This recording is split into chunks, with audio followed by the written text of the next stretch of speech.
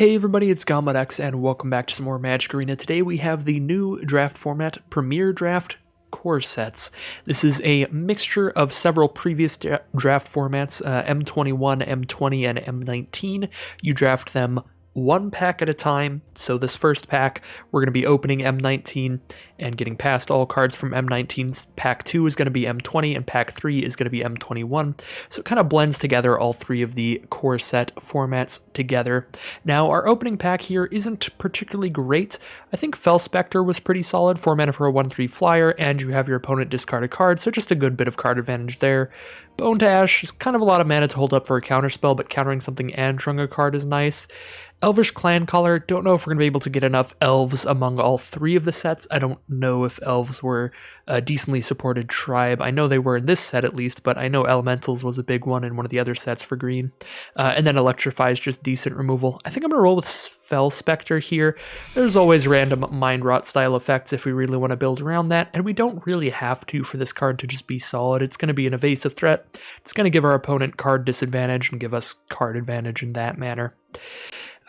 So yeah, Satyr Enchanter here is a gold uncommon, and usually the gold uncommons will tell you what kind of archetypes you can draft in those color pairs, but again, because this is one pack from each different set, we don't really know that the Satyr Enchanter is actually going to be like a thing, like if green-white enchantments is a thing among M19, M20, and M21. So I did just want to mention that again for just the uniqueness of this format. I honestly think Supreme Phantom would be fine here, 2 mana for just a 1/3 flyer, even if we don't get any other spirits. That's a pretty fine rate. We could go for like a blue-black flyers kind of deck, just go for evasive threats. But Gravedigger is also solid value, 4 mana for a 2/2. When it enters the battlefield, return a creature from your grave to your hand, and that keeps us to just black.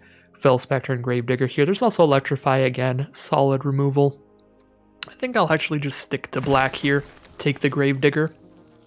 One of the things that would be good to know for this format is to hold down the Alt key if you want to see how much of everything that you have currently in your collection, because since these are going to be packs from 3 different core sets, and most of them aren't even in standard anymore, I am assuming most people will not have every single card out of all of these sets, because, you know, I certainly don't. I'm missing a trusty pack beast here, so if you are trying to help your collection out, that is a thing you can do. So artifact creatures is not something we're really going to be able to draft around. That was really only a mechanic in the M19 set.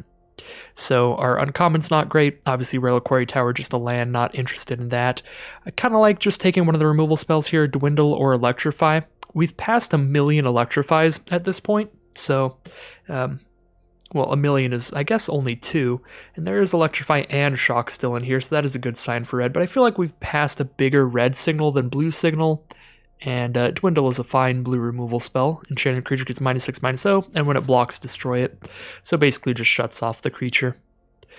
Well, kind of wish I took a red card here, because I think that the red stuff here is better than the blue, although not by a lot. I mean, 5 mana for a 6/3 trample. With a decent ability, yeah, that's pretty solid. But Aviation Pioneer is actually pretty good. 3 mana for a 1/2 that spits out a 1/1 flyer. Just a good power and toughness for its mana cost. It gives you an evasive threat, so it goes with kind of the flying theme I was thinking about doing. So I think Aviation Pioneer is fine here. Scape Shift is the rare out of this pack. That is definitely something that you could take for collection purposes, because that is a very fun card, and a very powerful card with certain other cards in conjunction with it. Obviously with Landfall, with Field of the Dead, stuff like that, it's insane. None of that really a thing in core set draft, though. Just for constructed playability. Millstone, we could go for a very slow, very control-y, grindy deck, just milling our opponent 2 cards a turn. That's pretty cute. We've got a counterspell here. Doom Dissenter is probably the best just random creature here. 2 mana for a 1/1. When it dies, get a 2/2. We have a couple 3 mana cards, couple 4 mana cards here. Nothing insane so far, but most of these decks, as it is drafting from just 3 different core sets, none of these decks will look particularly insane. Definitely basic stuff. I kind of want to go for the Millstone here and go for some really controlling, just grindy games, maybe. And here we are with several pretty great flyers again, and wow, red is open though. again, I think we would be on a pretty good path here if we'd taken those electrifies. Just have like 3 electrify and a fiery finish. Just an incredible start to just any red deck with a giant pile of removal. But the flyers here are quite good too. Aven Wind Mage being a 2/2 flyer for 3 that gets +1/+1 every turn you cast an instant or sorcery. And Skymarch Bloodletter, a 2/2 flyer for 3 that drains your opponent for 1 life when it comes into play. Very close between these two. I think they're both solid. I think I'll go with the Bloodletter. We just don't have any instants or sorceries yet to get any value out of that. And I like my black cards a little bit better than my blue. So we would be more willing to part ways with blue than black, so I'll take the black one. Now we have Reassembling Skeleton. This is pretty great with anything you can do to sacrifice it, and I'm pretty sure in pretty much every core set through the history of core sets, there's always some good sacrifice outlets. There's always like a red-black sacrifice deck, so that should combo pretty well with some stuff that we see in any of the later packs. We have Fountain of Renewal, which I guess can work a little bit in just a very slow, grindy deck, because this sits here gaining us a life every turn, and eventually, when we just need to draw a card, we sack it to draw a card, so certainly not anything exciting or crazy, but it could be playable. We could also get some things that combo with life gain. I know that's a mechanic in black-white in several of the core sets, just things that trigger when you gain a little bit of life. So having that alongside Skymarch Bloodletter, we have a little bit of a start towards that kind of theme. Other than that, in our colors, it's really just a Bog Stomper. A 6-mana 6/5 with no text is pretty unexciting. Now we have a Manalith, which can ramp up and help us splash things if we open a powerful off-color card here.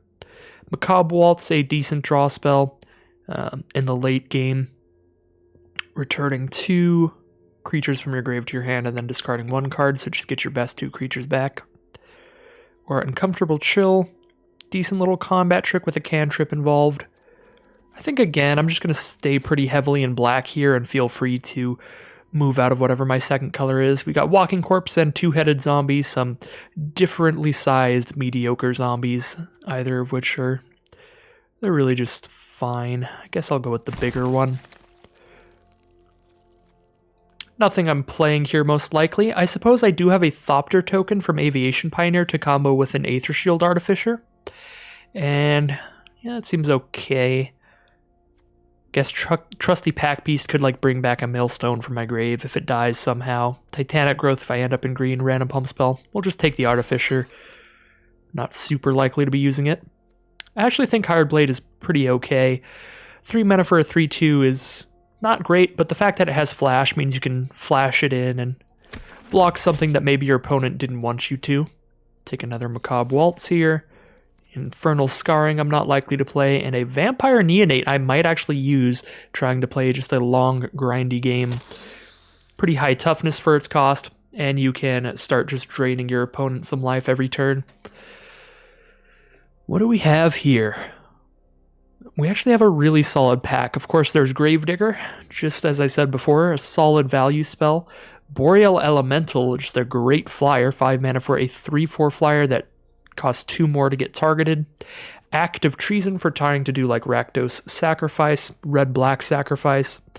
And then I think that's mainly it. I like Gravedigger, Boreal Elemental, maybe Act of Treason just for Rakdos.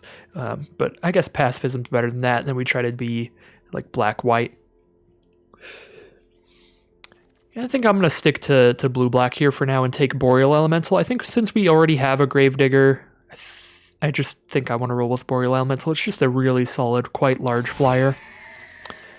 It's even hard to kill. Great, and now we are getting kind of rewarded for the flyers theme we have. Warden of Evos Isle, 3 mana for a 2/2 flyer that makes all of your other flying creatures cost 1 less to cast, so this can let us cast a Fell Spectre for only 3 mana or a Boreal Elemental for only 4, and even if it doesn't combo with anything we have, still a 3 mana 2/2 flyer is playable and limited. That being said, I do think Frostlynx is a pretty incredible blue creature. 3 mana for a 2/2, you tap one of your opponent's creatures and it doesn't untap during their next turn. Really great stall card, really great card on the aggressive. reminiscent of like a very small Bergstrider if you've played any Call Time recently. So Frostlings is definitely quite good, but Warden is just a little bit of a step above for comboing with the other cards that we have here. So Audacious Thief can be quite good, as is the Cloudkin Seer. I think I'm going to roll with the Cloudkin Seer. Again, just stick to that flying theme. But Audacious Thief is quite good. 3 mana for a 2/2. Whenever it attacks, draw a card and lose life. Even if it dies off of the first attack, drawing a card is pretty solid. And if you can get this through any time, like more than once, then you're just living the dream. That being said, yeah, Cloudkin Seer, drawing the card just immediately when you play it, no matter what, and also being flying is pretty comparable. I think it's pretty good. And we've got that flying theme going for us, so pretty fine to take that here. Wow, we could really go for the flying theme, but then I have to jump out of black potentially or get some mana fixing. That's a bit rough. I guess our black isn't actually that great. We've got decent flyers in black, but that's pretty much what we have that's good. I'm going to take Empyrean Eagle here. I don't think that there's anything else in this pack that will be really hurting by missing. Probably Agonizing Siphon is the thing that we're the least happy to see go if we end up just being blue-black, but I like the potential of maybe just pivoting into blue-white flyers, because we've really got some stuff going for that strategy. And again, we're going to take another Boreal Elemental here. At this point now, I'm 100% likely to play blue and questioning whether I play black instead of the other way around, which is kind of weird. But I'm going to take Boreal Elemental. There is a Gravedigger still in here too, though. That is quite solid. Another Boreal Elemental. All right. I mean, I'll play as many of these as I can get, especially when I've got a card to make them cheaper. Seems like a sure thing to me.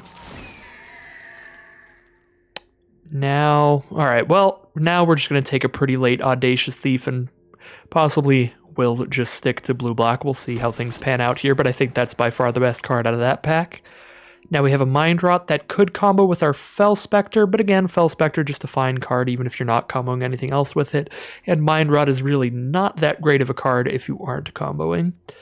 Moat Piranhas, this is actually, we don't have a lot of early game creatures, and this is actually kind of good for our kind of deck, where we just have a giant stack of flyers. We want to hold down the ground, trade off with their attackers on the ground with something, so I think I'll actually maybe play a Moat Piranhas there. I do like Blade Brand a decent amount. You have one of your creatures trade up by giving it Death Touch, and you get to draw a card off of this. So I think this is fine. Definitely good with stuff like Audacious Thief that we're going to want to attack in, even when they have really big creatures out. Temple of Silence does help just splash an Empyrean Eagle here, and that's probably the plan at this point, just splash this Eagle in, because we have enough flying creatures that even if we aren't blue-white flyers, we can just be Orzhov flyers with a little bit of... Dimir flyers with a little bit of white. Got my stuff mixed up. I guess Vial of Dragonfire isn't the worst if you don't have any other removal, and I don't have a lot of removal, but I don't know, Sanitarium Skeleton just seems fun if we get any ways to sacrifice things, and we already have Reassembling Skeletons, so we could really go for that if we get any sacrifice cards. Take on Summon here, just a decent little trick. Definitely take an Octoprophet here. This seems pretty late for this to me. This card's just solid value. 4 mana, 3/3, Scry 2. Not bad at all. And Tranquil Cove we're very happy to get. Again, help us splash in that Empyrean Eagle. Very nice to see that there. That was a really lucky wheel, because there was literally nothing else in that pack. Now we have Peer into the Abyss. This is kind of just 1,000,000 mana and you pay half your life. I don't think this is going to be particularly great for us in Limited. We've got some pretty solid other options here. Capture Sphere, since we're low on removal, would be pretty solid. Sky Scanner is going to be really easy to cast and helps with the flying theme. Concordia Pegasus, just a dorky flyer. And Celestial Enforcer can annoy our opponents and slow them down if we have flyers on the board.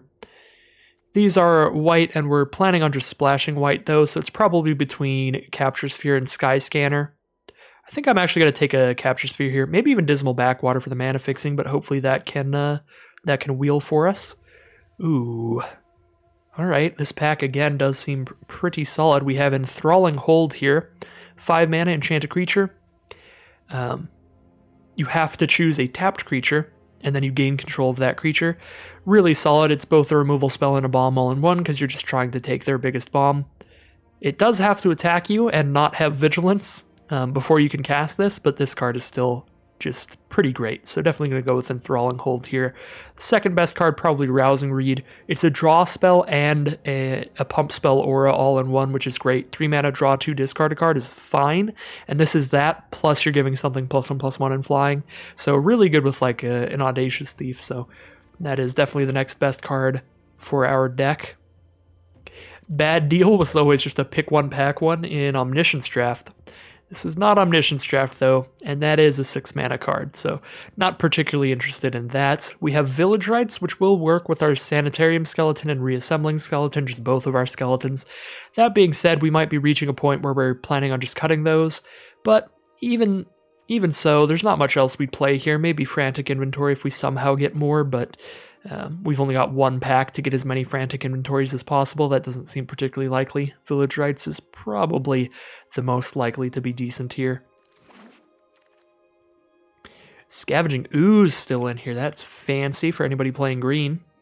Even in limited, that card is fine. It's solid. I think I'll take a Gourmand here. This seems pretty solid. 6 mana for a 5/5 flying trample. You do have to sacrifice a creature as an additional cost to cast this spell, but I think we'll, even if we aren't playing anything else to combo with them, we'll probably still play the skeletons just as good dorky blockers in the early game that we can just keep reanimating. So we poke our opponent with the flyers and then keep reanimating our skeletons to block on the ground. And yeah, they'll combo well with the Gourmand. Just sacrifice one of them and then have this come into play, make our opponent sacrifice like a better creature. Seems solid. Good card to have at the top end, I think. Now we have... already have a lot of flyers, so I'm not interested in the Glide Master, although I guess I don't really have much at my cheap mana costs. Definitely didn't end up being a Millstone deck or Fountain deck, I think. So yeah, we really don't have a lot of cheap creatures. Skeleton Archer can be fine. Megalodon can be fine at the top end. Tranquil Cove does help slash in the Empyrean Eagle, so that seems good. Lilian's Devotee is good at 3. Can keep spitting out zombies. I like Cove and Devotee here. I think they're the strongest for us. We'll go with the Devotee. Seems like the simplest way to do it. And we get really paid off here. What we're looking for pretty badly is just early game creatures, and Fetid Imp fits in this deck very well. It's a flyer, it's an early game creature, and we can give it Death Touch and have it trade up into anything later. So really nice card to pick up at this point in the draft. Another Temple of Silence, all right. Well, the dual lands definitely aren't getting drafted particularly highly during the core set drafts, which makes sense, but at the same time, we are very happy to see them, seeing as we are actually splashing in a third color in our deck. Another Village Rites. Almost definitely not playing another one, though. Probably not playing a Frost Breath. You know, just like slow down your opponent, little tempo card. Well, I'll take a Sky Scanner here, although Sanguine Indulgence is fine as well.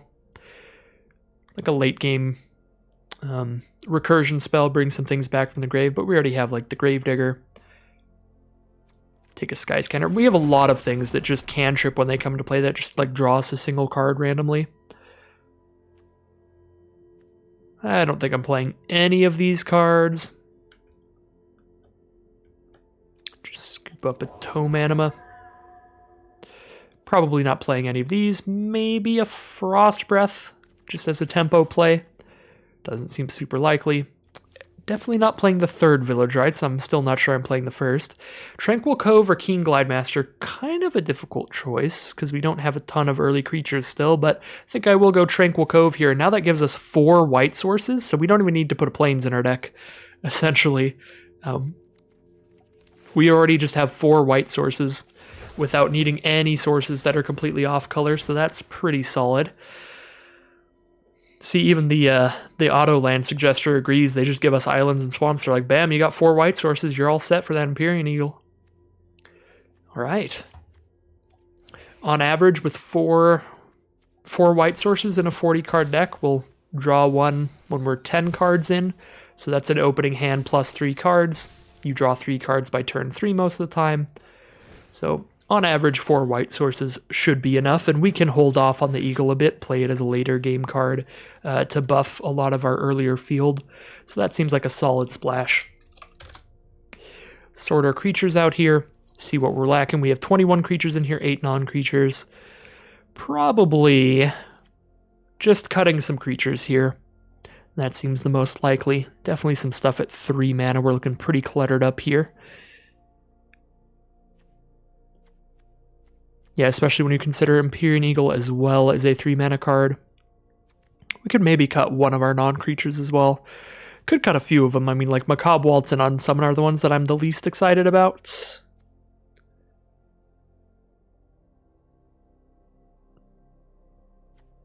Guess Bladebrand isn't fantastic either. I'll cut one Unsummon, one Waltz. And now let's start getting some 3 mana cards out of here. Thinking Hired Blade's one of the weaker ones. Doesn't really combo with what we're doing either. We just want a lot of flying creatures.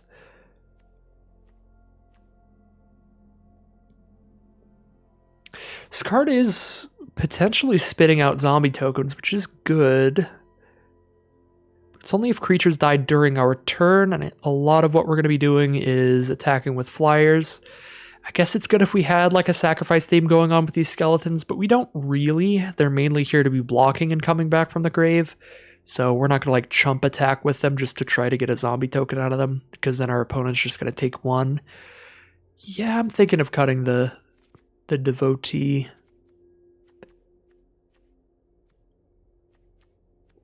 Maybe even going to cut a Moat Piranhas here, not sure. Vampire Neonate? Yeah, I'll cut a Vampire Neonate. Let's cut these 3. We've got one more cut to go. Octoprophet, maybe. Doesn't really combo with anything. It's just a like solid little scry creature. Nothing crazy.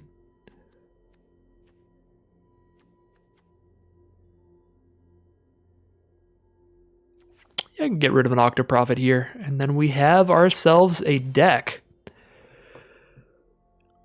Average cost 3.2. We've got 11 blue and 11 black, 1 white. So we need basically even blue and black, but we can't with 17 lands. It's going to be slightly uneven. Right now it's weighted towards black a little bit. Let's see if I agree with that.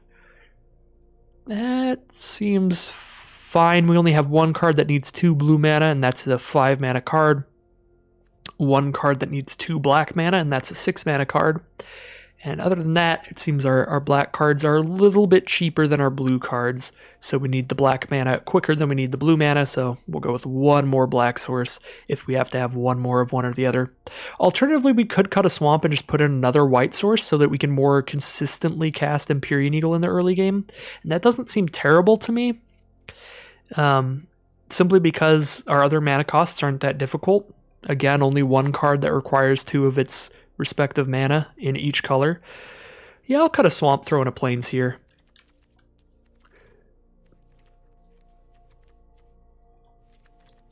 And now we have 5 white sources, so we should be really good on that Empyrean Eagle mana. Like now I'm even just going to throw it back at 3-drop, because hopefully that's when we'll be casting it a lot. Alright, so here we have a blue-black flyers deck.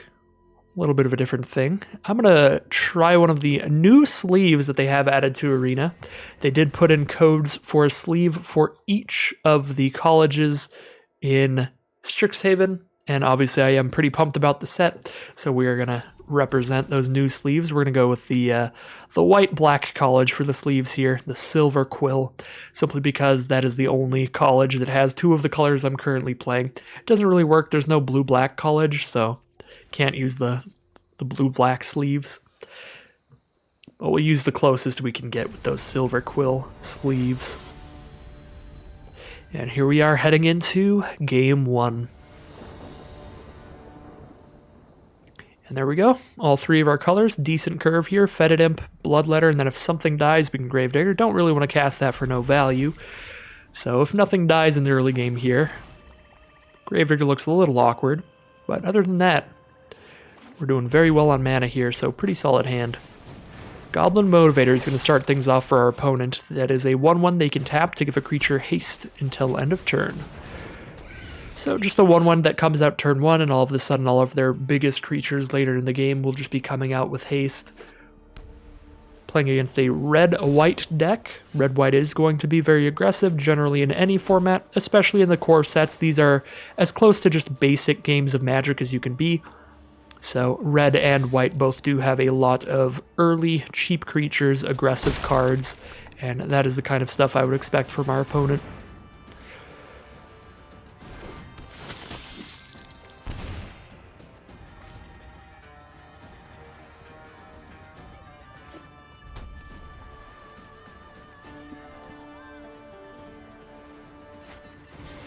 Onaki Ogre coming out, going to give it haste attack with a 4/2.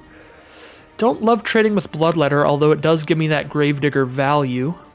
If I hold off for 2 turns, I can Enthralling Hold that, although it's kind of a weak creature to Enthralling Hold.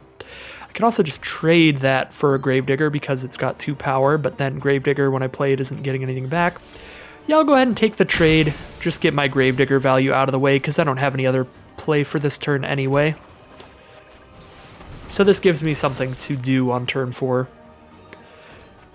when I would be doing nothing otherwise. Of course, I did draw into a Sky Scanner that I would have just cast had I not taken that trade, but we didn't know that we had access to that before. We just had Bladebrand and Enthralling Hold as our options if we weren't Gravediggering. Obviously, don't have the double blue for Enthralling Hold yet. Ooh, a Gale Swooper from our opponent, a 3/2 flyer when it comes into play. Gives another one of their creatures flying until end of turn. Obviously, with the Goblin Motivator, they're just going to give the Gale Swooper haste instead. I like attacking here, just recasting our Bloodletter. Bloodletter can go ahead and trade with that Gale Swooper in the sky. That seems fine to me. We can hold up the mana for a Bladebrand if something crazy happens. Maybe they'll use some kind of pump spell to try to have Gale Swooper defeat my Skymarch Bloodletter. Probably not. But we've got that option available if we need it. I'm not going to cast Bladebrand just to draw a card, although that is a thing that you would do in some situations. I think I'm doing fine right now. I don't need to draw some random card off the top for no value, so I'm going to hold on to this Bladebrand because we do have a Sky Scanner. We have some like low power creatures that'll be really good with if we're not getting value out of it immediately. Destructive Digger's a really solid card, just a 3/2 that in the late game they can start sacrificing their stuff to just draw cards.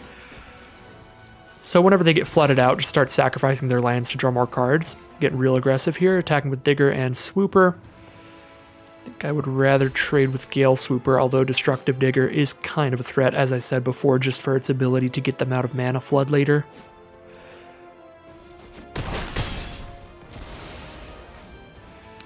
We just don't attack with Gravedigger, and we're holding their Destructive Digger back, so I think we're doing fine there. Boreal Elemental's a great draw. If that's the draw, I'm just going to keep getting aggressive, put them down to 10 life here, and cast a 3/4. Their 3/2 is not large enough to attack into this, unless they have a pump spell of their own. If they have something to damage the Boreal Elemental, they probably can't afford it, because everything that they cast to target costs 2 more to cast. It has Ward, one of the new Strixhaven abilities, but this was before they had a name for that ability. So if you haven't heard this ability, making spells that target it cost 2 more to cast is now called Ward.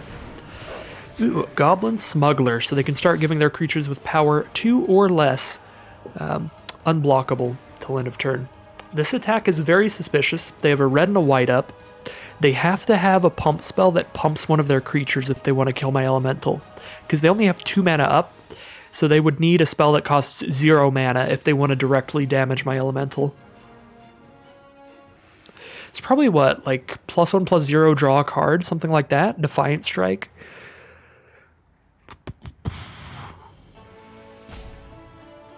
What would be giving +2/+2? I'm not even sure. They're at 10 life, so if I just take this, I go to 11. I'm pretty safe to take this. So I will. Now I can cast a Sky Scanner and still hold up a Blade Brand. I'm going to do this pre-combat to see if I draw into anything that'll matter here. It's not likely, but we'll see. Just a land. Do definitely want that next island for this Enthralling Hold. That would be pretty solid. Attack all. They just have to chump block the Gravedigger, or else they just take 6.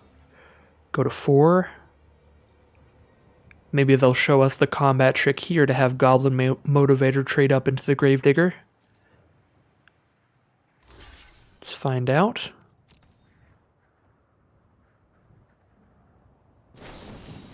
Moment of Heroism, +2/+2 lifelinks. That's what they had. Alright, well, we're just gonna get Death Touch there then, so that we still kill the Motivator. Another land, definitely not ideal. The lifelink does really help them race too. Now they're back up to 9. That is pretty annoying. I have a 1/1 blocker and that's it. They have 5 power on the board. They put me down to 6. That could turn the race in their favor, even with me killing the Motivator. Just that life gain, pretty important there. Short Sword coming out and equipment to give +1/+1. Cavalry Drill Master to give +2/+0 first strike till end of turn when it comes into play. Hitting for 8 this turn. I hate it. Hate it a lot.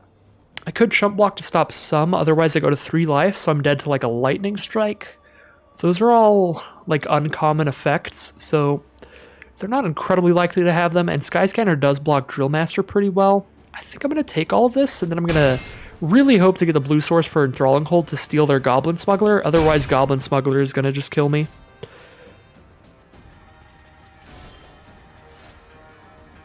Well, now I just died a Goblin Smuggler. That's unfortunate. That would be the biggest reason to chump block there.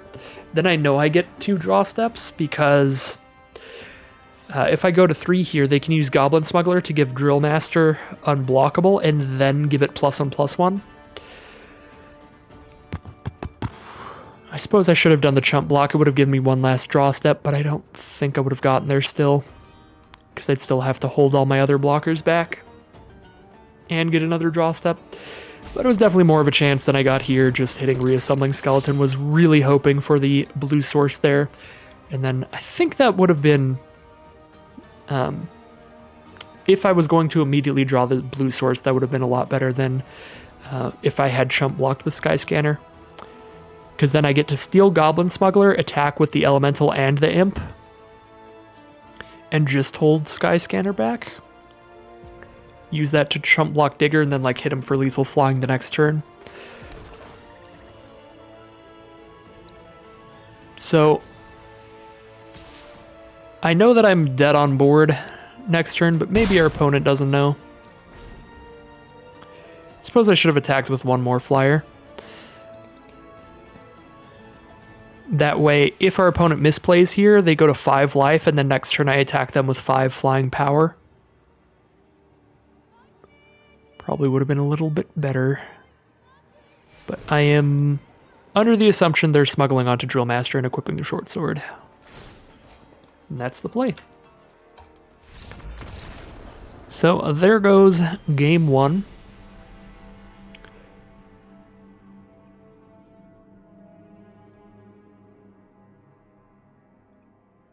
Fortunate game. Did draw a boatload of lands, definitely in comparison to our opponent, so that was a big downside. And then not hitting the second blue, obviously. Even getting a lot of lands, not getting a second blue land was rough. Biggest thing we could have done differently is we could have definitely chump blocked with Sky Scanner, but even then, probably would not have got there at the end. But it would have given us 1 more draw step.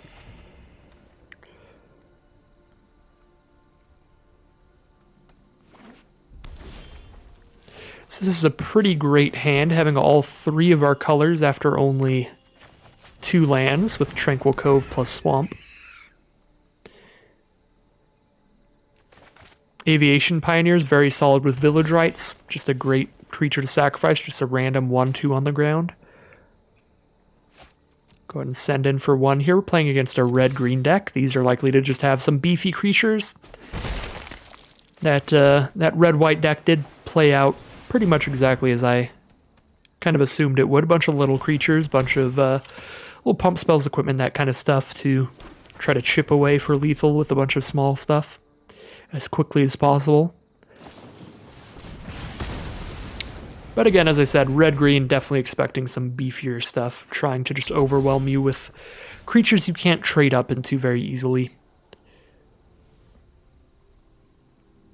I think I'll play a Fel Spectre here just to make the most of my mana, although I could do Bloodletter Village Rites, wait for Fel Spectre until they have less cards in their hand, because then, you know, the fewer cards they have in their hand, the more selective that they are, the less likely they are to be just a bunch of lands. Yeah, we'll send in... Yeah, send in, cast a Bloodletter. I guess I don't have double black. That's the issue with that plan. The best reason to do that is because I could maybe play that and use a Village Rites, but not without double black. Yeah, I guess I'll just play Fel Spectre now. Get it out of the way. If I hit any basic land next turn, now I get to cast Bloodletter and Piranhas in one turn. They did just discard a land for now. Playing the 4th land, Forest, and there we go. Pretty much what red-green does in the core sets. Leafkin Avenger coming out. This ramps them into bigger creatures, adding mana for each creature with power 4 or greater. And it is a 4/3 itself, so it already right there is a beefy creature. But potentially ramping into even bigger stuff. And for 8 mana, deals damage to a player equal to its power, which is pretty insane. That's a pretty quick mana sink way to kill somebody, hitting them for 4 a turn. Can hold up Village Rites now and still cast Bloodletters. That's probably the play. If they targeted any of our stuff with removal, we'll sacrifice it to a Village Rites, and if they don't, we'll sacrifice an Aviation Pioneer, because a 1/2 on the ground is just definitely not going to help us against this deck. This 1/2's just never attacking in now that they're actually playing some creatures. And pretty much what you'd expect, a big old 6/5 Menace now. Really going for it on the ground, so we'll be going for it in the sky. Ooh, Enthralling Hold should be pretty nice on that Blade Brand as well, to trade up. Could have Enthralling Hold the Leafkin Avenger, but I think I'm very excited about this Blade Brand here. So I think I'm actually just going to moat Piranhas up into the Predator, maybe.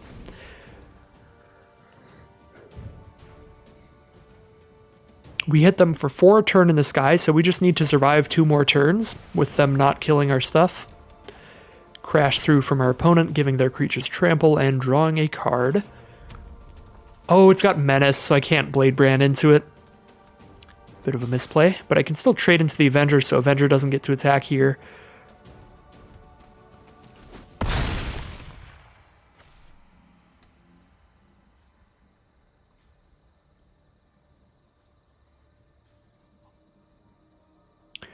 Avenger can give them 2 mana here, though, so they can play something pretty big. Can't be countered, can't be blocked by blue creatures. Wow, can't be blocked by Moat Piranhas. Get out of here, Lightning Mare. What is this?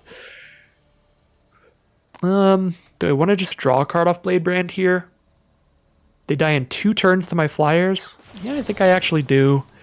Since I can't block Ripscale Predator anyway, Moat Piranhas is already big enough to kill Avenger, and obviously I can't block Lightning Mare either. Ooh, Sanitarium Skeleton, actually great against Lightning Mare. And we have Capture Sphere. Alright. Suppose I should wait till main phase 2 here. Probably gonna just borrow that Ripscale Predator if I can.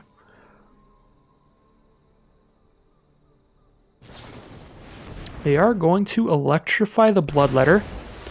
Alright, it's going to take quite a bit longer in the sky to kill them, but a 6/5 Menace should help do the trick.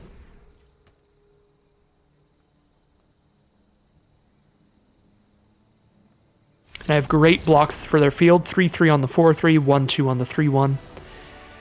And that is going to be the game. 1-1 now for our Silver Quill flying heroes.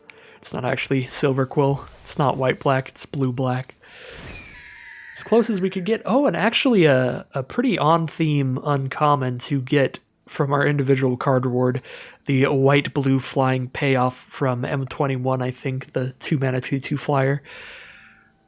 Not something we opened up in our draft packs, but would have fit nicely into our deck. We could splash in a couple white-blue flyers. With the amount of rare dual lands we ended up with. I guess only 2 are rare, 2 are common. Alright, we're going first. I need to draw 1 land of any form, and then I am just straight gas. Cloud Concealer and Sky Scanner, 2 pretty decent little flyers that also draw a card when we play them. Alright. I've got 2 turns to draw land, and then I'm set. Drawing cards off of these should definitely help us in the long run. Again, I am keeping this hand because literally any land, not just a specific color, can pretty much get us to where we need to be. And there we go. We did draw a swamp, which is even better. Even if we just drew an island here would be great. We cast Warden this turn, and potentially if we draw another land, cast both of these next turn, which would be incredible. Opponent starts with Cerulean Drake, protection from red, and it can counter a spell that targets them. Not really going to do much against our deck, just a 1/1 flyer. It'll do a lot if they have like Blade Brand, but other than that, not much. Vial of Dragonfire, they can sacrifice that to do 2 to a creature to kill our Warden, so let's get as much value as we can from it as possible here. Could play Boreal Elemental, the 3/4 flyer, that's harder to target, or I could play Cloudkin and Sky Scanner. If I hit a single land off of the 2 cards I draw off of these, then I can cast Boreal next turn anyway. So I think I'll just double cast these. These will 1-for-1 trade into the Cerulean Drake, but at least we'll get it off the table and fuel our grave for cards like Macabre Waltz to bring some stuff back.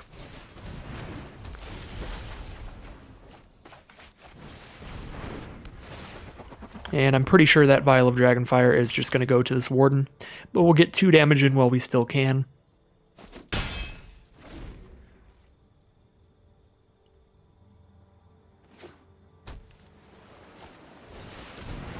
Ooh, Scholar of Stars, 4 mana for a 3/2. When it enters the battlefield, if you control an artifact, you get to draw a card. So, they had to keep Vial of Dragonfire out there, so I get another turn with my Warden, which I like. I'm going to play the land here. I would really like to post-combat Gormand. That could be really powerful if they trade their Cerulean Drake into my Cloud Concealer. Yeah, this is going to be wonderful. Now I'm going to sacrifice my Sky Scanner and trade it up into their Scholar of Stars. And then they can Vial of Dragonfire to kill Warden, but that soaks up 2 of their mana. They only have 3 other mana, potentially. And I've got a 5/5 Flying Trample out now. So I think that went pretty nicely, all said and done. I do have both of the skeletons to use the Gourmand later, but the Warden giving it the cost reduction this turn makes it so it's the only turn I know I can just boop it out. Did draw the 6th land anyway, so we could have set up for like some insane value if we got lucky there, but I think I'm still doing pretty fine. Could Macabre Waltz discarding a swamp to bring back both of my draw card flyers? That actually seems like pretty great value. I think I'm going to go for it here rather than the Boreal Elemental. Discarding the swamp because if I hit... Well, I could actually discard a Sanitarium Skeleton. I was going to say if I discard the swamp and I hit a land off of one of these, then I basically didn't have to discard anything. But yeah, skeletons just come back anyway, so I don't know which is probably better. I'm going to choose the one that I can just put in my hand so I can play it untapped. There. And now I know I have enough mana to just cast both immediately. Pretty great Macabre Waltz. Oh, we got double Boreal Elemental here. This deck's pretty sick. Definitely pretty sick.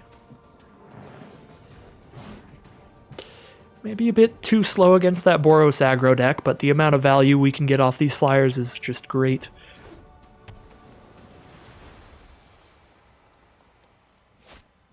Scholar of Stars coming out again, drawing another card for our opponent.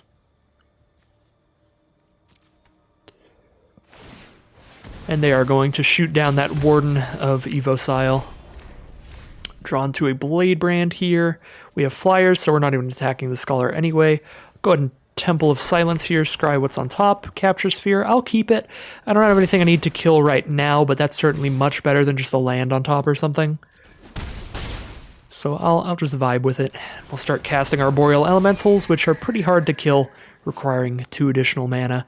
So now we just got a big beefy flyer out as well. 6 flying damage on the board. And a Meteor Golem coming out. That is going to kill the Boreal Elemental, I am sure. But we've still got 3 flying damage per turn and a second Boreal Elemental as a backup. Just put that out right now. Slam in for 3. Pass the turn. Now we're holding up a Blade Brand. Not super likely to matter. I guess I could just play Reassembling Skeleton to have a chump blocker, but they're only attacking for 6. Seems unnecessary. I'll just hold up a Blade Brand that I'm probably not using anyway. We'll see. Something really weird could happen where I'd want a Blade Brand. Sky Scanner from our opponent. 1/1 flyer, draw a card.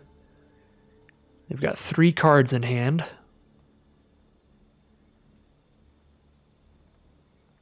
Three, four, five, 6. We have 6 flying power on the board, so not enough to kill them even if we Capture Sphere their flyer. We may still want to just Capture Sphere that flyer so that I don't have to have any of my flyers die during combat. It's probably worth it. Yeah, this is probably actually just not a Blade Brand game, so I'm just going to draw a card off of this. Ooh, Fell Spectre. That's pretty sick. Oh my god, Empyrean Eagle as well. Empyrean Eagle pre-combat is pretty insane here. Now they can't kill any of my flyers with their Sky Scanner because they're going to have 2 toughness. Unless they kill that at instant speed. But I think we just go for the attack here and see what happens. Pretty likely to be enough damage for Fell Spectre to finish them off, having them lose 2 life. We'll see. Capture Sphere on one of the flyers. So just a Capture Sphere means they'll still have the buff. So I probably hit in for 2 here. They chump block Boreal Elemental. If they don't chump block, they do just die. Alright, they do the chump block. Take 2, go down to 5. They're down to 2 cards in hand, so Fell Spectre probably makes them discard something pretty good. And of course, it will make them lose 2 life, which is pretty big here, putting them down to 3 against this many flyers. Oh, they had to discard a Sift. Draw 3, discard a card there. And Villa's Broker of Blood is the play, but it's going to be too little too late. I have enough flyers to just slam the all-attack button for lethal. And they're going to scoop them up. Villa's a pretty crazy bomb rare, although it does cost a lot of mana, being an 8 mana demon there. And that was just too much in that game. Came out too slowly. So another pretty great game for the blue-black Flyers.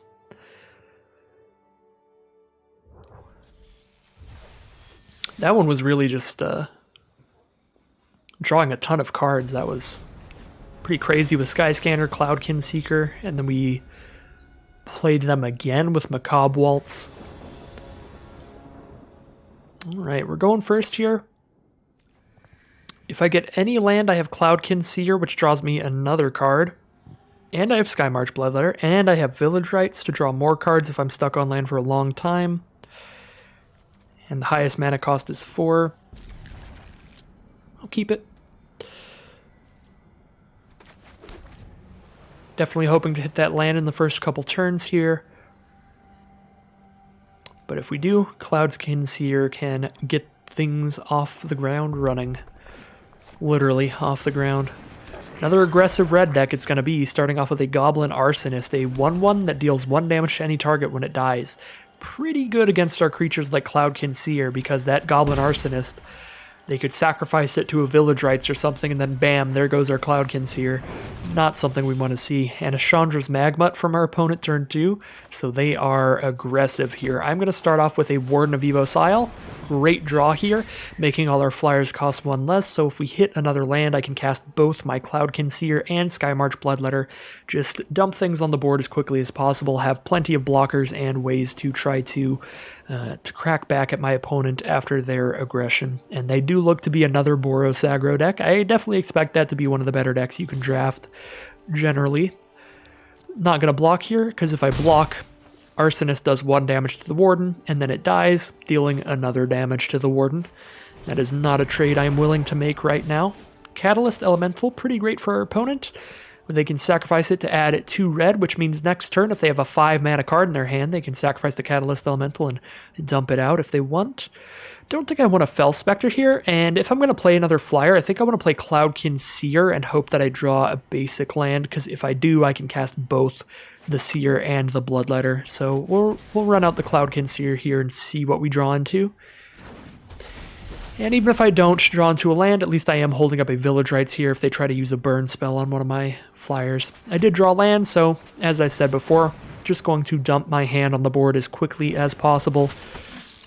So at the very least I have blockers against their aggression, and at best I'll have an even more aggressive start and just outrace them.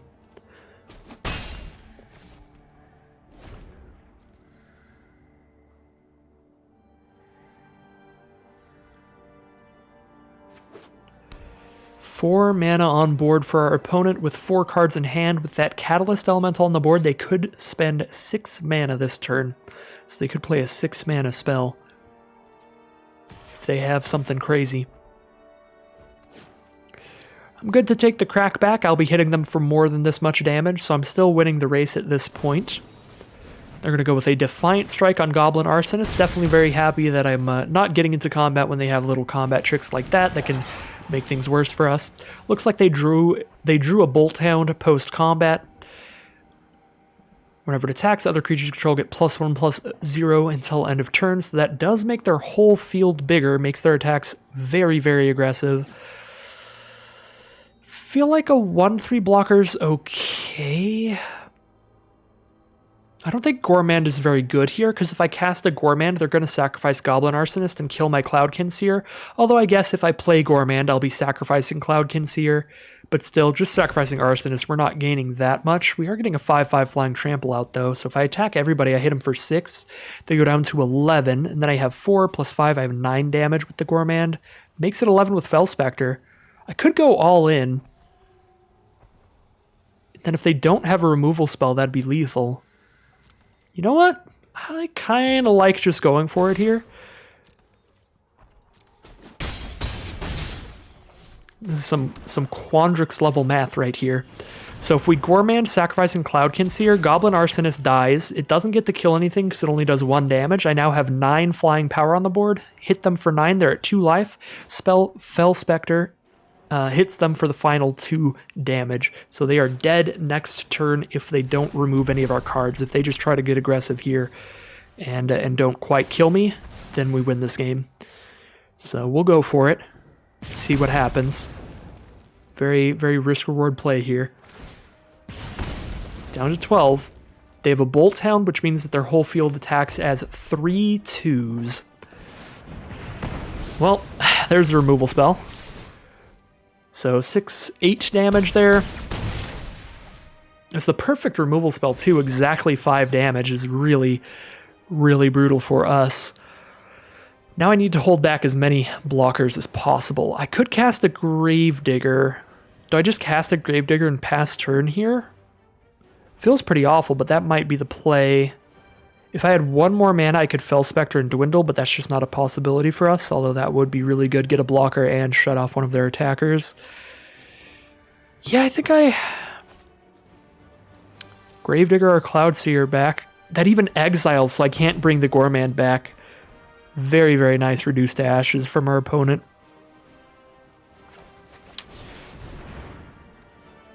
Things are looking really rough for us. This Magmud is looking very dangerous too, being able to just do a damage to us just by tapping. So if they attack all next turn, if I attack with just one of these, yeah, no, they're at 11. I can't do enough damage for it to be worth it to attack when it's so unsafe right now to do so. Every creature that gets in is like 3 damage, 2 or 3. Brutal. Man, red is so good in these core sets. That would be really sad if all 3 of our losses are just to the same, just Boros aggro every time. But we'll see. Oh my god. Yeah, that's pretty disgusting. That'll do it for sure. Pyromancer's doing 2 every time they come to play. That'll just sneak in that last few damage.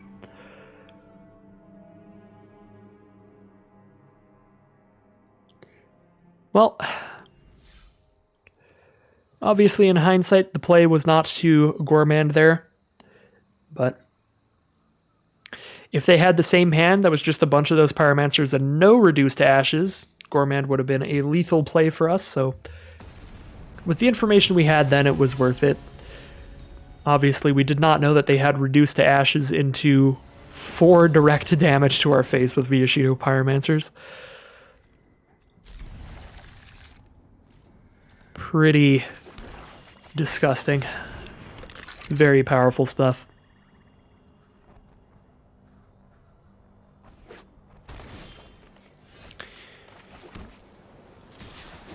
Not the most aggressive start for us ever, but we've got pretty good combos. We have a Goremand in the late game with a Sanitarium Skeleton on board, so we don't lose basically anything when we sacrifice to that.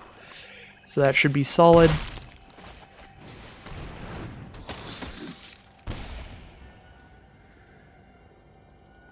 We have a decent curve. We'll be playing a 4-drop on turn 4. Don't know if we'll just be dropping an Enthralling Hold turn 5. It's not super likely. Truffle Snout for our opponent. They're going to go ahead and make a 3-3 out of it. So obviously Sanitarium Skeleton is no longer going to be attacking here. But we can still get in there in the sky.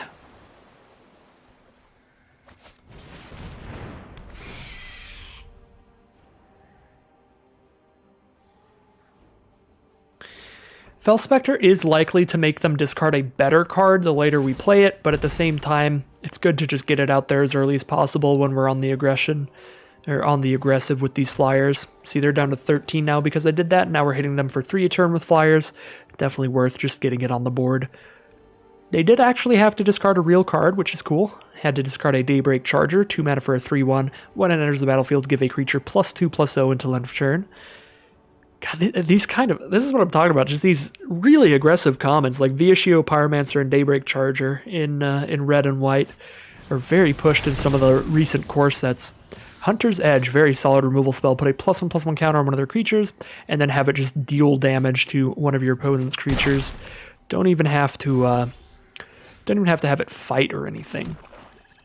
I'm just going to get aggressive here, try to outrace our opponent. I could Enthralling Hold the Truffle Snout, but I like getting more flyers out on this board because they're down to 11 now, and now we've got 4 in the air.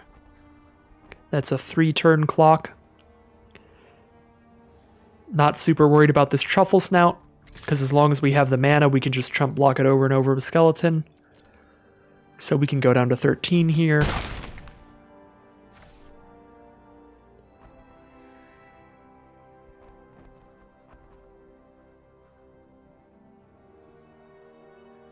Main phase 2 for our opponent with 4 lands out, 2 green, 2 white. Wonder what they have here. They have 5 cards in hand, so definitely a lot of options. Take a drink. I haven't taken a drink all video thus far.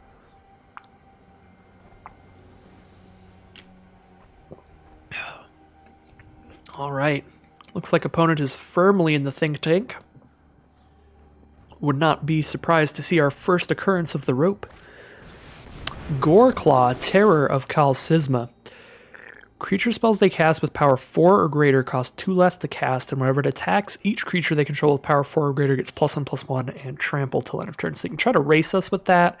Makes their other stuff cheaper. We hit them for 4 in the sky. I don't think we're playing Warden here. Kind of do want to just Enthralling Hold Truffle Snout now and just kind of put a big damper in their aggression here.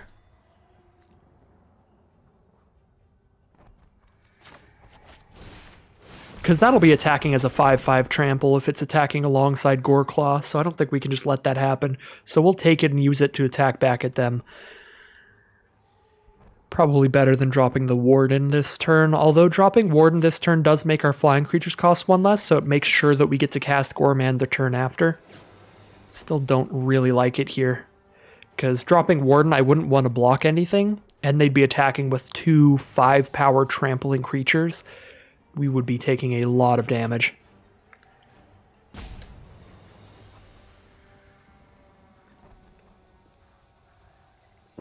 Sanitarium Skeleton, not the greatest chump blocker ever when your opponent gets trample on their whole field. So, while Sanitarium Skeleton does generally keep us safe, it definitely does not when a Goreclaw hits the board. We are going to have to bring in reinforcements to shut down that Truffle Snout as we did.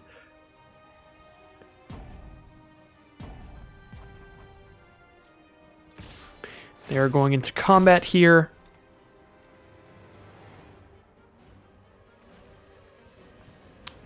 Don't think I block. I think I go to 8 here. So could end up in a situation where we're trying to use the skeleton to push in some extra damage. We could also end up in a situation where I just hit my 6th land and then I cast a Gourmand here. Much better to sacrifice the skeleton than anything else. When it attacks, if you control a creature with power 4 or greater, it gets +2/+2 till end of turn. Well, if I attack with everything, 3, 4, 5, that guarantees 5 damage to them. They have to chump block that onto the Truffle Snout.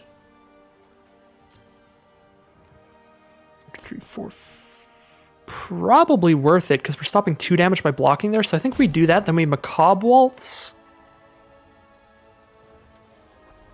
Picking up Bloodletter. So that I can gain some life when I play a creature here. I guess I'll be at 8. I do just take 5 from Goreclaw, so unless they have Titanic Growth, I'll be fine. You know, I'm going to play around a Titanic Growth just to be extra safe here. Because they're dead to flyers next turn anyway, so I'm just going to put power on this board and just going to block Goreclaw with enough that even if they give it +4/+4, I won't die. So it attacks as 5. They give it +4/+4, it'll be 9. 9 minus 2, bam, 7. So yeah, just not attacking with Sanitarium Skeleton was enough there to survive even through a Titanic Growth. And I'm not going to block with Warden, because if they have like 2 pacifisms or something, if they're really lucky, they could try to survive that way. Now they have to kill 2 of my creatures. They can't just kill Boreal Elemental and survive.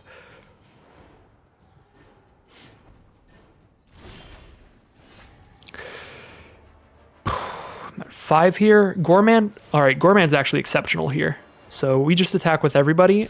And if somehow they don't die, if they cast Fog or something, we still get to cast Gourmand to make them sacrifice the only creature on their board. So we're still safe. So don't really need to play around a Fog or anything like that. We can just send in the attack. And that being said, I don't know what they could have here to survive. But I'm sure we'll find out if they do have something. They're looking at their graveyard a lot, so I'm wondering here what that is for.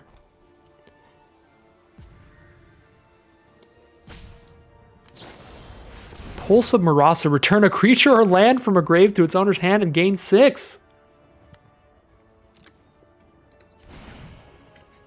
Oh my god. That is definitely one thing about drafting 3 sets in one format. Crazy things like that can happen that you do not expect at all. Luckily, we do have the Gourmand, as I said before, to just close out this game for sure, getting rid of their only attacker. I'm going to keep this island in my hand so that with Macabre Waltz I can just discard an island. Don't have to discard anything actually good. If somehow they still survive, and that looks like a no, that is the concession.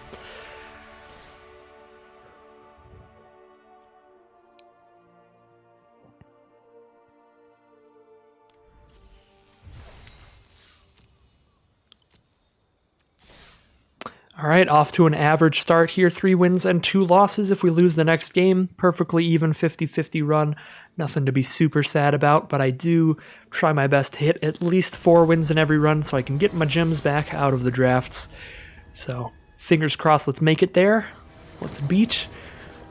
I was going to say their name, but I am not certain how to pronounce it, so never mind. Well, we've got all 3 of our colors here. Definitely going to keep this. We've got Audacious Thief and Skyscanner, both great little card draw value spells.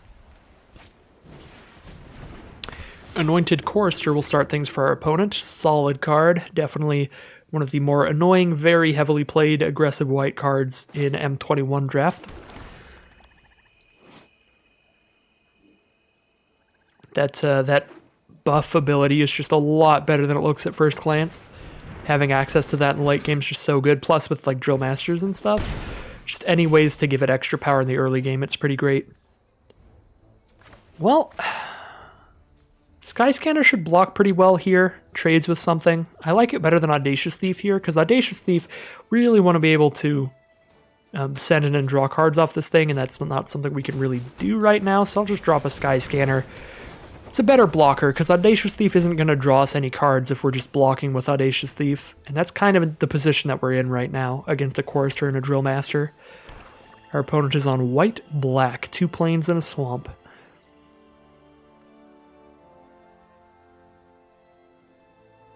We have our mana for Capture Sphere next turn if we need it. Probably don't.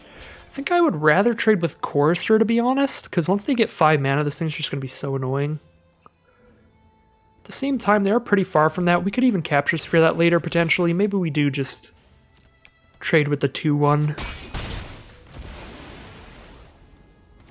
For now, it's better. Ooh, Temple of Silence to scry 1. Well, not really looking to Capture Sphere currently, so we'll scry 1 and then cast Audacious Thief. Our mana base is so good. Fell Spectre. Not the craziest card, not that good, but I think I'll still keep it.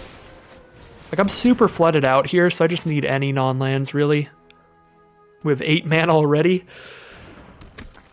Definitely hoping to get some action with our Audacious Thief. Currently, they only have an Anointed Chorister, so we could... If they just play one other creature here, we just Capture Sphere whatever they play, and then we know we get to draw at least 1 card off of Thief, which should be a good time. Oh my god, I am so happy that I still have Capture Sphere, because we want to shut that down immediately. Whenever this attacks, they get 2 1/1 lifelinkers tapped and attacking. That is not a thing I'm going to allow. So I'm going to Capture Sphere War Leader, and then I'll attack, and then if I don't draw another Temple, I'll just play Tranquil Cove. If I do, I'll play the Temple. We draw an Aviation Pioneer, so yeah, Cove it is. Unfortunately, they're only 1 mana away from starting to use Chorister's ability and have a 4/4 lifelinker every turn. They also have, 4 other cards to play around with. Hitting for 1 there. Actually, a little surprising. That means they're definitely playing something main phase 2, I'm guessing. A 4/2 Menace. Actually pretty good to trade into that, I think, because then we've gotten tons of value off of Thief. Thief will have drawn us 2 cards and traded up into a 4/2 Menace. Seems fine. See what we draw off of Thief before we do anything else. Blade Brand, so even if they have a pump spell, we'll trade into it. No blocks. Interesting. Well, I'm definitely going to keep going off with this Thief as long as my opponent allows me to. Because of my Blade Brand, I do like Aviation Pioneer here, and then hold up a Blade Brand over the Fell Spectre, because Fell Spectre is not going to block particularly well. If I block with Fell Spectre on Anointed Chorister, it's going to die, so I'll have to just block there and use Blade Brand, because they can buff it, make it a 4/4 lifelinker. And obviously I can't block a Menace creature with only 1 blocker, so this just blocks way better, because these are creatures I'm more okay with letting die if I get to Blade Brand up into something. And there's 2 of them, so I can kill the Menace creature if I want. I think I'd rather go with the block on the Chorister, because this is really good for me. Now, if they don't use the ability, I just kill it. And if they do use the ability, they had to use all of their mana, and I kill it anyway, because I'm going to Blade Brand.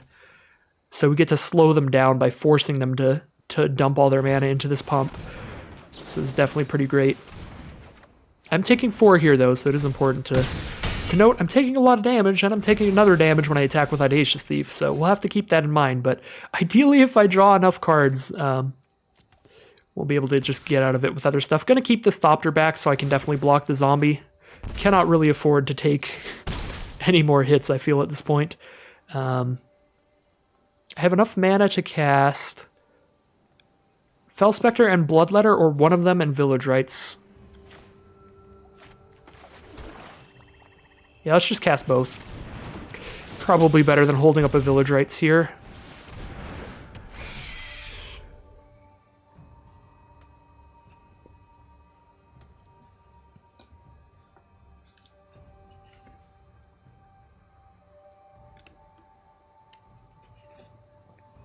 These sleeves are really cool.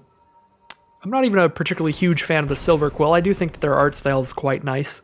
I definitely like their Inklings, but just all of the Strixhaven sleeves are quite nice. Definitely gonna main the Lorehold sleeves, but I'm going to try to make my sleeves representative of whatever I'm playing. We've got a lot of white and black mana here, so it works. They actually only kill one if I block like this. Because I've got 5 toughness, they've got 4 power. They need a pump spell to go crazy here. Really love to have the Village Rites mana, because then even if they have like the pump spell, at least I get to draw cards here. Yeah, the instant speed removal spell will do it too. And another Anointed Chorister. Good lord. Oh my god, and we've hit our 11th land. 11 lands, 19 cards in. So we've hit 11 lands and 8 non-lands. We're not having a great time here, that's for sure. I'd love to be able to hold back for the zombie, but I think we gotta draw something off the thief. We need... Oh, gotta hit something here. Certainly the 12th land is not what we're looking for. We have 5 lands left in our 20 cards.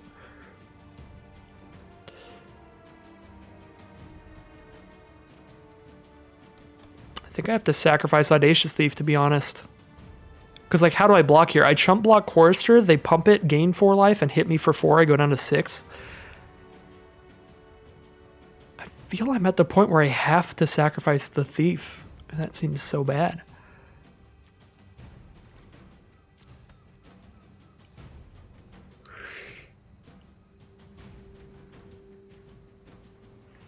I guess I could sacrifice the Thopter as well, but then I don't get to block anything and I go to 2 life. That's if I fail on the draw.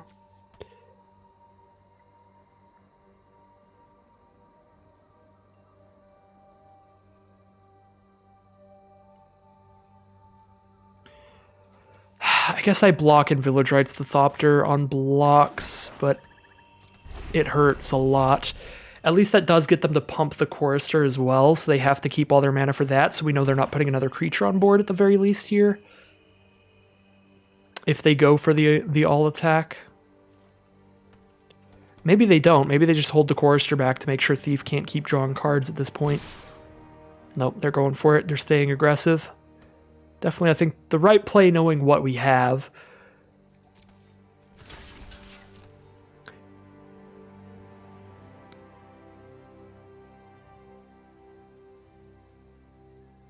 I actually really want them to spend the mana here.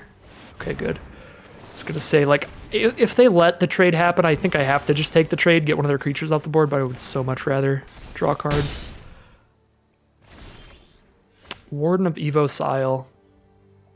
5, 6, 7, 8 mana. We've got 5 right here. If I draw 3-drop or less, I can cast it as well. So we Temple, scry into a 3 mana card. Macabre Waltz. Yeah, that'll do it. Oh my god, that's such a good draw. Yeah, leave that. Because I get to discard one of these lands. That's that's why it's so good. No, it's because we can get back Aviation Pioneer, which immediately gives us enough blockers for 2-headed zombie, which is incredibly important. So Macabre Waltz. We want Aviation Pioneer.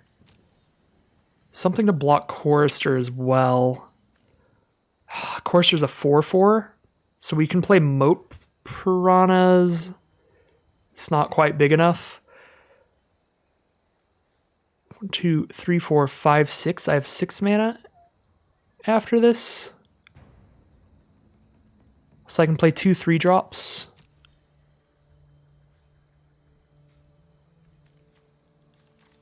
Which is probably not Fell Spectre. I kind of want the Gain Life card. But also drawing a card seems good. Take the Gain Life.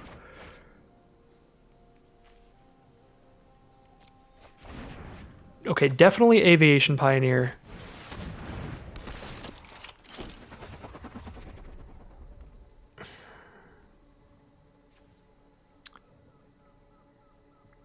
Double block 2-headed zombie with Pioneer and a Thopter, maybe? And then do I just play Bloodletter and take the Chorister damage for a turn?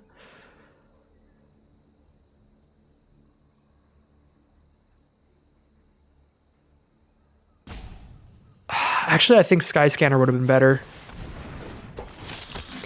So if I play Skyscanner, then at least it still forces them to pump Chorister, but also I don't feel as bad chump blocking there. I kind of think I have to chump block there still. Because we need as much life as we can, so we can just keep going with Audacious Thief.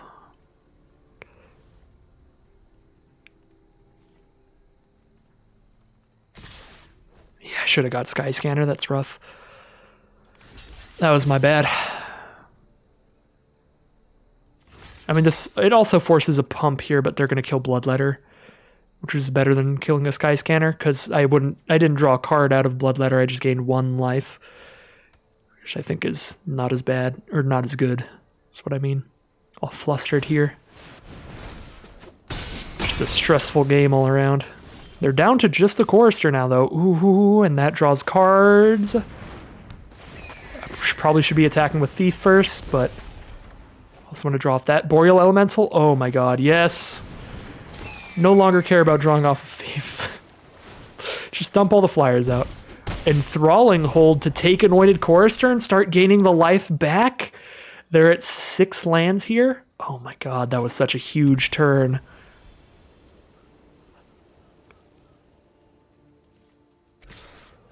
Alright, so Chorister they can pump into a 4/4. I think I block there because I don't actually want it to die. I want to Enthralling Hold it.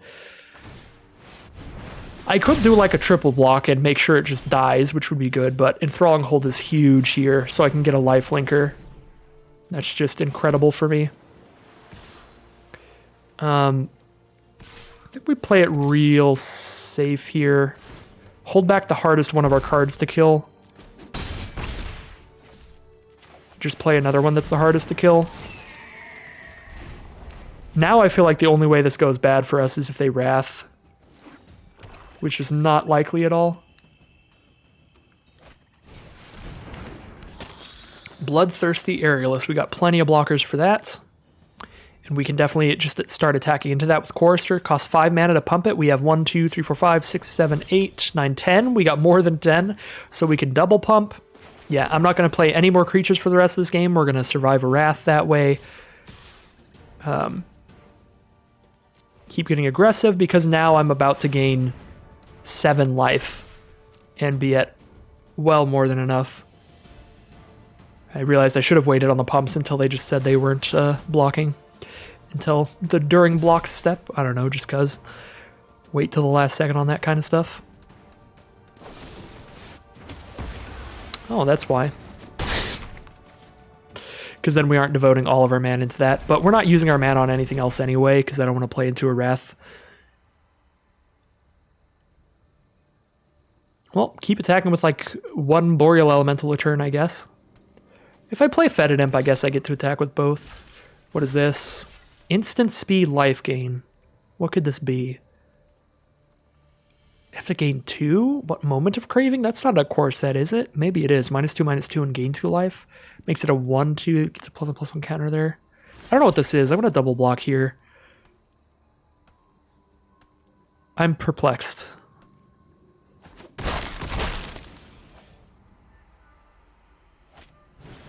Fathom Fleet Cutthroat. Okay, to finish off the elemental, get rid of one of them. Ooh, Sanitarium Skeleton. Now we have just a great blocker on the ground. Obviously more than enough mana to just keep recasting that. Just attack with the flyers every turn. Recast Skeleton. On blocks. We're down to 4 though. I don't like that.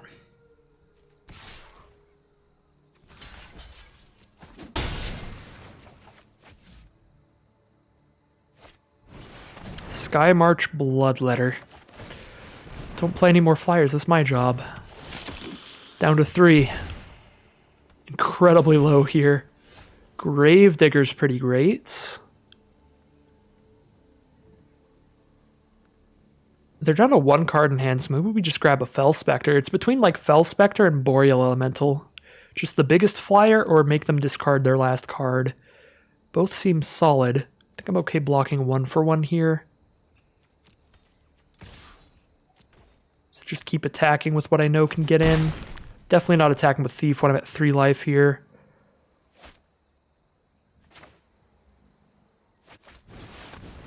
Drop a Gravedigger. Grab a Fell Spectre. Get rid of that last card they have.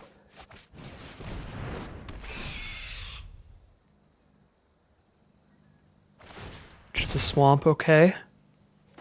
Play our ground blocker. Play Moat Piranhas. Moat Piranhas doesn't even help us get back after a Wrath because it's just a defender anyway, so whatever, I'll play it there. Does help us not die to like Fathom Fleet Cutthroat if that was ever a threat, which it's not really right now, but... Alright. Keep attacking in the sky here.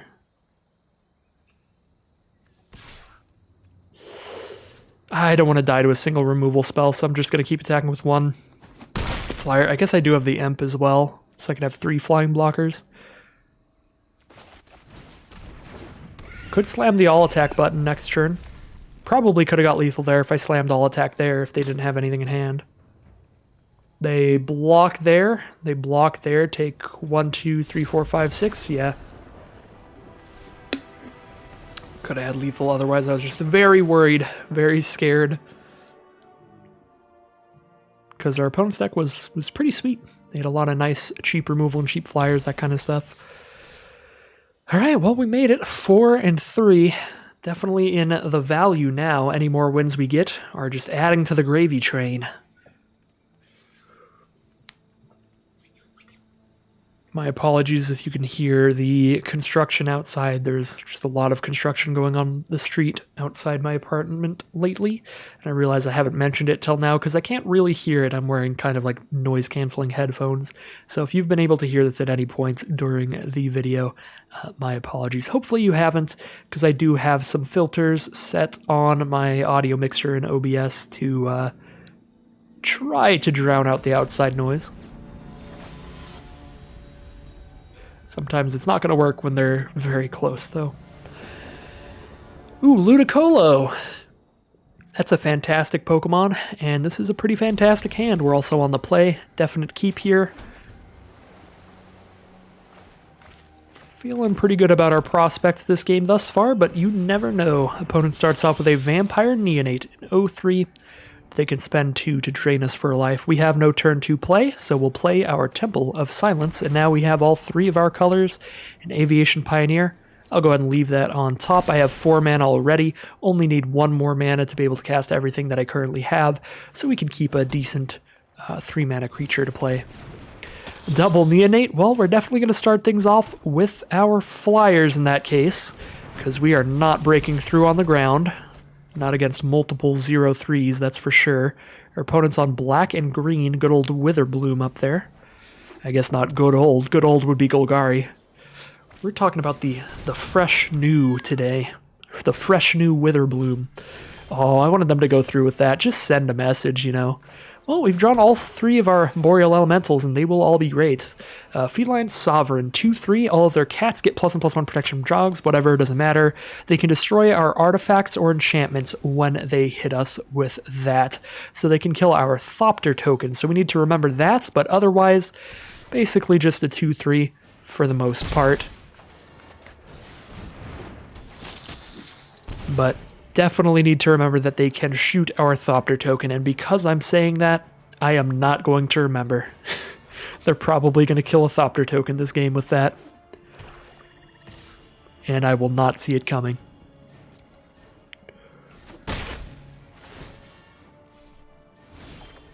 Alright, there's the 5th land for the triple Boreal Elemental. Seems pretty good. Just keep the pressure on, racing them in the sky. Really showing these Vampire Neonates who's boss. They do still get to drain us for life, so they're going to be gaining back some life. They'll go up to 15 here. We go down to 17. Although we do have a good blocker for the Feline Sovereign if they do not have a pump spell. Don't think I'll block if they send the attack here, so if they bluff an attack here, it would work. Because I do kind of want to wait to block till I have like Blade Brand up as well. Obviously, another 0-3 on this board is not going to stop me from attacking. Keep aggressive and cast another Boreal Elemental here. They're down to 8 now. We'll gain 1 life off this Tranquil Cove. And spit out a fresh new fantastic flyer.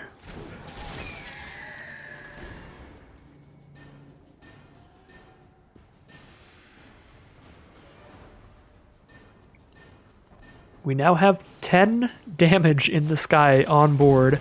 They mind rot us. If they don't have any removal, they are dead on board here. They get to gain 1 life off of one of their neonates. I guess they do get to gain 2 life. They have enough mana to use both neonates because Leafkin Druid does tap for 2 mana right now, but it looks like it is not enough. No removal for our opponent, so the Flyers are just going to get there that game. Not much to be said there. Really solid curve, had all of our colors available, got to even scry off of one of our lands, and gain a life off another one.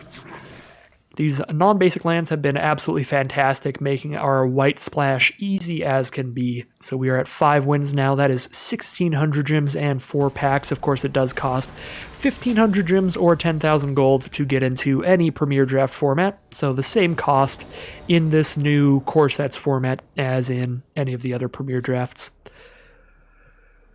All right, another pretty great hand in terms of mana. That being said, the curve is pretty awkward. I am going to keep it just because our mana situation is so nice, but I could definitely see us stumbling against another Boros deck. That is the only thing we've lost to thus far, so I wouldn't be surprised if we have some problems, if we see some more Boros from our opponents here. We're really looking for early game cards at this point, so that is why I'm just scrying away that swamp immediately. Even though I could technically use it, I do need more than 3 lands for these 4 and 5 mana spells here, but I also just really need early game plays. Our opponent's not off to a very aggressive start though, so we're doing fine thus far. They did start with a 2/3 for 1 mana, although it can't attack unless it's enchanted or equipped, so we have some time before we have to worry about that. They need to get a short sword out or some kind of aura. They are attacking with Skyscanner, not going to take that trade, we'll just take the 1. Empyrean Eagle here seems like a pretty great play. I also get to hold up a Village Rites, so if they use a removal spell to try to kill our Cloudkin Seer, well, likely if they use removal they're going to kill our Eagle. But if they do that, we can at least draw 2 cards when it's going to die anyway. They have 5 mana available, so definitely enough mana to potentially have removal, but just a Dawning Angel from our opponent. Looks like they are on literal Silver Quill Flyers. And we're on the discount. We're on blue-black. Definitely not an actual Strixhaven school. So I like a Boreal Elemental here. I also like just attacking with Cloudkin Seer. It trades up into Dawning Angel. And it doesn't trade with Skyscanner. So yeah, an attack seems fine to me. We also have a Blade Brand. That doesn't really matter on this attack. We have Gravedigger as well, so attack with Cloudkin Seer. If it trades Gravedigger it back, it's just a ton of value, because then we draw another card when we play it again. Don't think I attack with Empyrean Eagle, seeing as I have tons of Flyers in this deck. It's going to be really good to just leave the Anthem effect on the board as much as possible. Unfortunately, I am going to have to tap out here, because it's much better than playing a Gravedigger for nothing, or just holding our mana. The only reason I don't like tapping out is, of course, our opponent is on white and black, 2 colors that tend to have a lot of removal, and Village Rites is pretty good in response to removal spells, so not being able to hold that up is a little bit rough, but it's still worth it to just get a real big flyer out here, a 4/5 thanks to Empyrean Eagle. So they could double block with 2 Angels onto the Elemental and trade, but that's a trade up for me because I'm trading 2 cards for the 1 of mine, so we have really solid attacks yet again. I even drew a land, so I get to cast another Elemental and hold up Village Rites. Kind of living the dream here, with our splash really showing off its power this game. Empyrean Eagle doing a lot of work.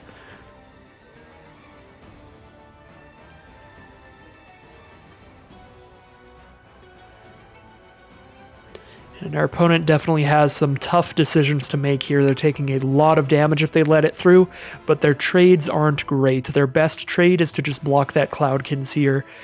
The double block into Boreal Elemental is a bit rough because it's a 2-for-1, having to trade 2 of their cards into 1 of mine. They are going to go ahead and trade with Cloudkin Seer. I'll absolutely accept that trade. Now we'll be playing a Gravedigger instead of another Elemental here, I think. Actually, no, let's just stay aggressive, but knowing that we have Gravedigger for Cloudkin later in this game means that we know that we just have a ton of value this game. We're not only on the aggressive, we also have the card advantage, just really doing doing very well in this game in many ways. Our opponent is going to have to play something quite powerful to get out of this. Starcrown Stag is pretty decent when you're on the aggressive, being able to tap a creature whenever it attacks. However, our opponent's definitely not on the offensive here. I am still at 20, so Starcrown Stag not likely to be particularly impressive. They are going to do the chump block there and take 4 from one of these, it looks like. We'll go for the Gravedigger here, although I am not going to cast the Cloud Concealer immediately. I guess I could.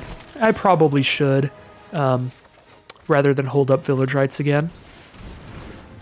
Yeah, our board is just real wide, real aggressive, and we still have 4 cards in hand, just as many as our opponent, thanks to all of our card draw spells. Gravedigger drawing us a card, giving us that value. Cloud Concealer drawing us a card when it comes to play, giving us that value. This is really where all those just incremental card draws can add up into just a ridiculous amount of card advantage. Obviously the Death Toucher gets to kill one of the elementals, but that's not that bad for us. We still get to hit them for 7 and have plenty of solid attackers. We don't have any way to kill the embodiment here. Get +1/+1 protection from the color of your choice till end of turn. That's a bit rough. I think we'll Village Rites then, because they give protection from blue, so Boreal Elemental doesn't kill it anyway. Yeah, since it's not going to die, now we should sacrifice the Elemental to draw a couple cards.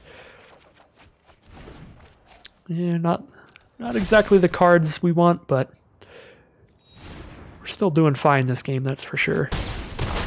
They're down to 7 now, and we get another flyer out thanks to the Sky March Bloodletter. Puts them down to 6.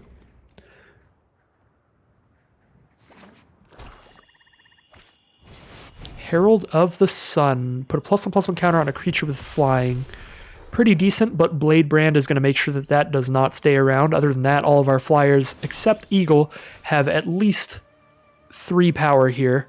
So everything can kill either of the non-Herald of the Sun flyers, and we can just Blade Brand whatever gets blocked by Herald of the Sun. Yep, so we wipe out all of the flyers off of the board except for our Empyrean Eagle, so we can start using the Empyrean Eagle to close out the game. Plus, of course, this Fell Spectre, making them discard their last card, going down to 4 life, and we have 2 flyers on the board with exactly 4 power combined, making us have lethal on board. And there's the concession.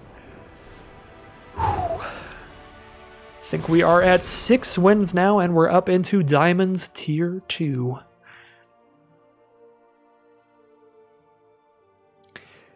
Of course, in the core set draft format, you are going to run up against some very classic, just Magic the Gathering strategies.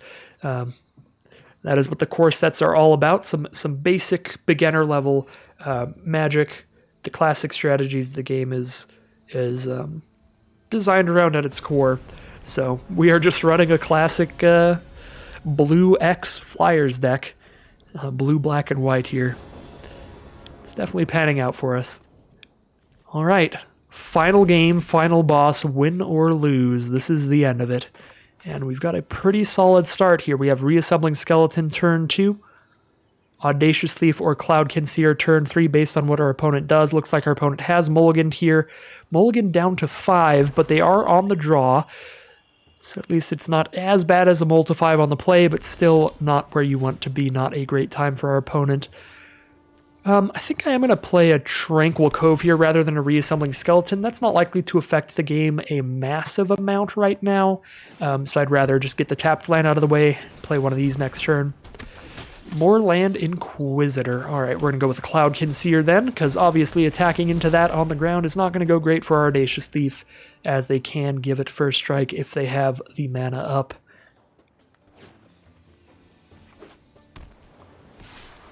Definitely no blocks here. We're going to try to race with our flyers. We only have the 1 flyer right now, but potentially get more, obviously. Griffin Sentinel, 1/3 Flying Vigilance. Really annoying blocker for our 2/1 flyer. We cannot attack into that, and we cannot block that. That being said, I could play a land here and Capture Sphere that, because that is going to be really annoying for our deck in general. So I think I will go ahead and do that.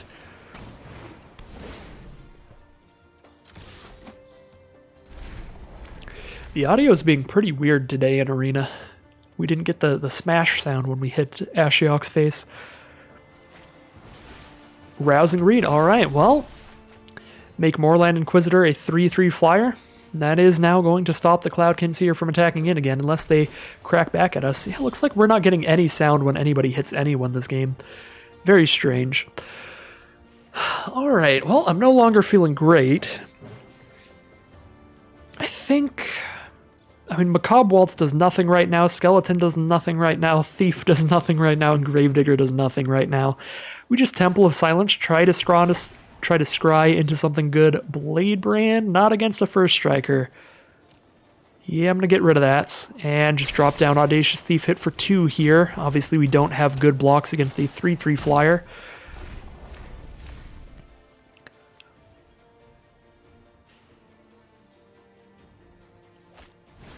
Winged Words, draw a couple cards. Our opponent does have a lot of great card advantage in their deck as well that will definitely get them out of the mulligan. They've already drawn enough cards that they've basically on mulliganed at this point. Rousing Read plus Winged Words, very solid. Still taking damage every turn. Thief does trade into Daybreak Charger, but we have a Gravedigger here, which is good. And if they don't block, it's still good because we get to play a Reassembling Skeleton, and Daybreaker Charger does not attack well into a Reassembling Skeleton. So yeah, I like an all-attack here. Again, because Moorland Inquisitor can just get first strike, we're not going to have good blocks in the sky, even if we hold up 2 flying blockers. Of course, Boreal Elemental does change that, being 4 toughness is very good.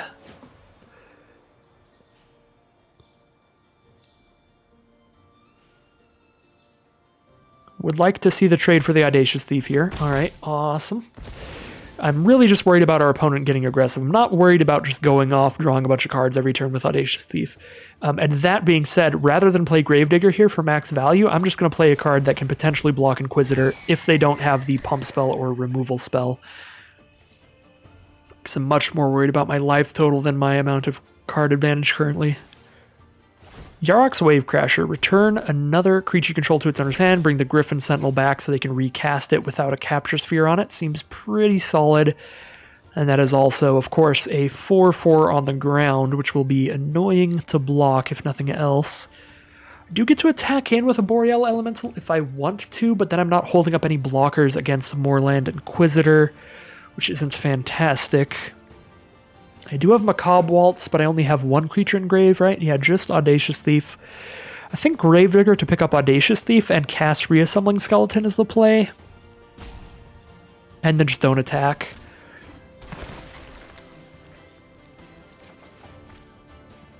Could even just play Audacious Thief, but I don't think it's super great on this board. Mainly just picking it up to pick up a card. Of course, we have Macabre Waltz to pick up the flyers that we care about later. If we didn't have Macabre Waltz, maybe we'd even want to just hold on to Gravedigger as much as possible. Oh my god, double Rousing Read here. There's only 1 booster pack where you can get Rousing Reads, and they got 2. Absolutely terrifying. Definitely some nuts stuff from our opponent. They've got a 5/5 flyer out. We just need to expand our flyers again, I think. Drop a Boreal Elemental. Kind of all in on Macabre Waltz at this point, because we're going to have to make some double blocks with our flyers. We're going to need to keep bringing them back. Sleep. Oh. Yeah, Sleep is pretty nuts. Limited card. Definitely have lost to that card several times in core set draft. Back in M10 where it first came out, or M11. It was one of those two. Do remember hating that card because it's just the blue overrun. Tap your opponent's entire board, and it doesn't untap in the next turn, so it's just Alpha Strike. If you're a board stall, just win. So, sad way to end it there. Was hoping to maybe get something going off of just doing several double blocks, and then Macabre Waltz to bring back our stuff so that we can win the long game through attrition, but of course, it was not in the cards for us. Our opponent had a very good classic blue-white flyers deck with the Sleep as a brutal finisher, but still pretty great draft overall for our first core sets draft. Really weird to say core sets draft instead of core set draft. But yeah, pretty cool format overall. 1 pack of M21, 1 pack of M20, 1 pack of M19. Fun stuff all around, and I definitely recommend it if you're into classic limited and a little bit of a more somewhat like chaos drafty kind of format where you're not getting 3 packs of the same set, so you're very unlikely to have like more than one copy of the same, even common, but definitely uncommon and above. You're just never going to have duplicates, except for my deck. Technically, we had 2 of the same rare, which is incredibly rare in this format, but they were temples, so nobody was drafting them, and they are in multiple core sets, so kind of makes sense in that sense. But still, yeah, definitely a great draft. Got some great cards for the collection and a great win rate overall. So thank you all very much for watching, but that is going to be the end of today's draft video. I will be back again very soon with some more Magic Arena content. We'll be doing plenty of these premiere draft of the core sets in the coming week, and starting April 2nd, I believe, the Magic Arena Cube is returning, and we'll be doing that until the launch of Strixhaven in the middle of the month. So as always, thank you very much for watching. If you want to see more of this content, like, comment, subscribe, stick around on this channel. You know where it's at. And I'll see you all again very soon for some more Magic Arena.